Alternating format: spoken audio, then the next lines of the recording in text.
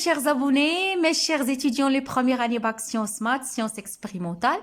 Bienvenue dans cette nouvelle capsule, je dirais une petite capsule, une courte capsule, je vais être bref, dont l'objectif, c'est de vous expliquer, de vous réexpliquer, pour ceux qui n'ont pas encore compris, quatre termes scientifiques d'aujourd'hui. Je vais enrichir votre vocabulaire, mes chers étudiants, pour que vous n'aurez plus de problèmes en SVT. Donc, quels sont les termes d'aujourd'hui?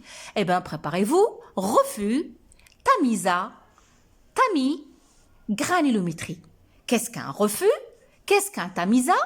Tamis, la granulométrie. Allez-y, on commence. C'est le refus, je l'ai déjà expliqué, je le réexplique pour ceux qui n'ont pas bien compris.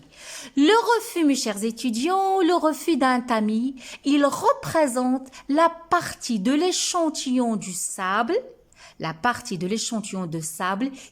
n'est pas passée à travers l'émail du tamis.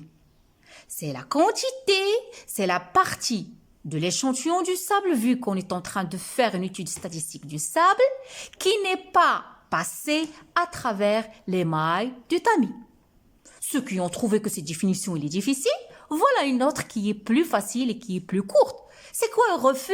C'est la quantité de sable qui est retenue sur le tamis. Donc retenez bien ce que je dis, c'est la même chose. Refus, retenu. Ok, je vous ai donné un indice pour l'apprendre. Donc, c'est quoi? Donc, si j'en ai cette question à l'examen, refus, oui, dans ma tête, c'est la quantité de sable qui est retenue sur le tamis. Ok? Je passe. Tamiza. Tamiza, synonyme le passant. Passant, c'est-à-dire qui passe. C'est-à-dire, c'est la quantité du sable qui passe à travers le tamis. C'est le contraire de refus. Tamiza, le passant, c'est la quantité du sable qui passe à travers le tamis.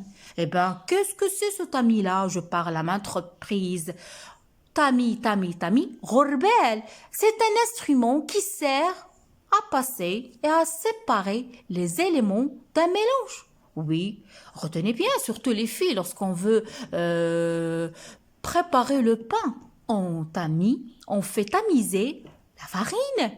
C'est obligatoire, c'est nécessaire. Donc, c'est le tamis, c'est l'instrument qui sert à passer et à séparer les éléments d'un mélange. Un autre terme scientifique qui vous tracasse un petit peu, la granulométrie. Ou bien l'étude granulométrique, comme je peux dire l'analyse granulométrique. La granulométrie, mes chers étudiants, il porte sur quoi? Quel est son objectif? Sur l'étude de la taille.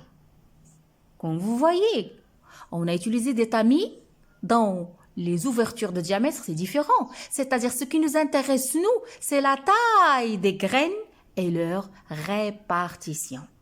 Retenez bien, la granulométrie, il porte sur l'étude de la taille des graines et leur répartition.